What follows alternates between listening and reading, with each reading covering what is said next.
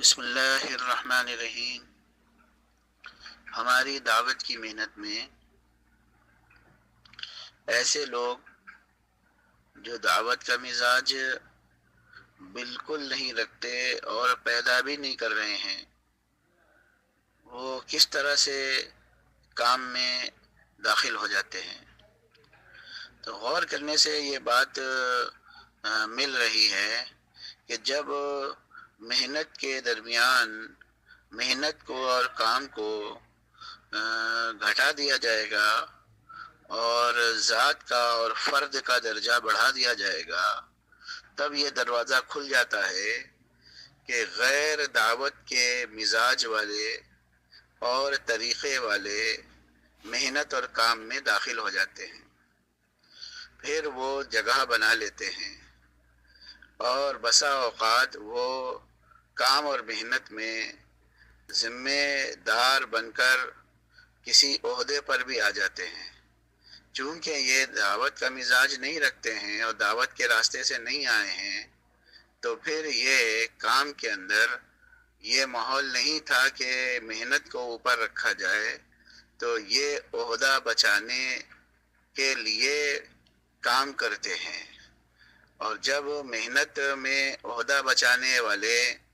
اور عہدہ پانے والے آ جاتے ہیں، تو پھر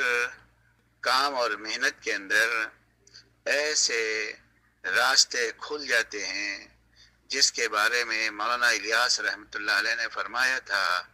کہ ہم کو اس کام کے اندر بگاڑ کا خطرہ ان لوگوں سے نہیں ہے جو باہر کے لوگ ہوں گے، بلکہ اس کام کو جو بھی خطرہ لاحق ہوگا وہ اس کے کرنے والوں سے ہوگا۔ تو کرنے والوں میں وہ لوگ جو کام کا مزاج نہیں رکھتے اور کام کا ذہن نہیں رکھتے بلکہ عہدے کا ذہن رکھتے ہیں، جب یہ اندر آ جاتے ہیں تو پھر کام کو خطرہ لاحق ہو جاتا ہے اور الٹ پھیر شروع ہو جاتی ہے۔ ایک وجہ اور ہے جس کی وجہ سے کام اور محنت کے اندر محنت والے کے بجائے کام کے بجائے لوگ داخل ہو جاتے ہیں، اور وہ وجہ یہ ہے کہ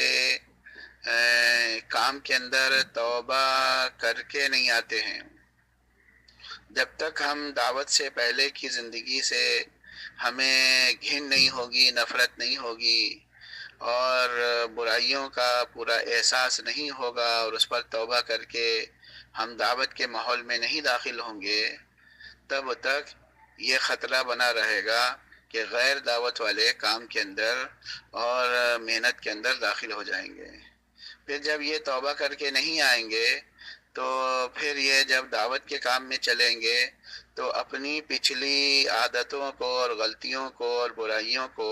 تبلیغ بنا دیں گے، اور پھر تبلیغ کے اندر یہ تبلیغ کا ریپر چڑھا کے اپنی خرابیاں، برائیاں اور غلطیاں چلاتے رہیں گے۔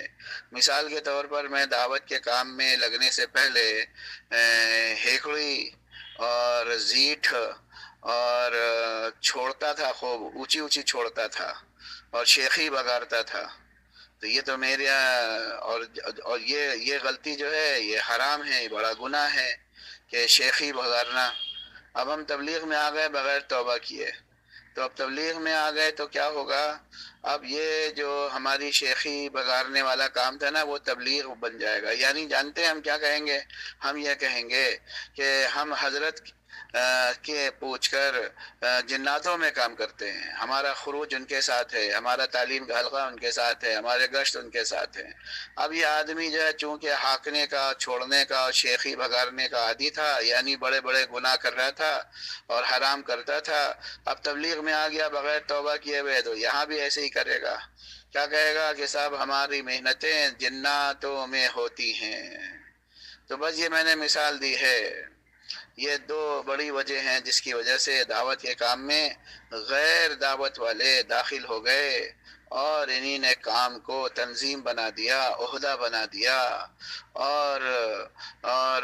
اعمال کو پروگرام بنا دیا۔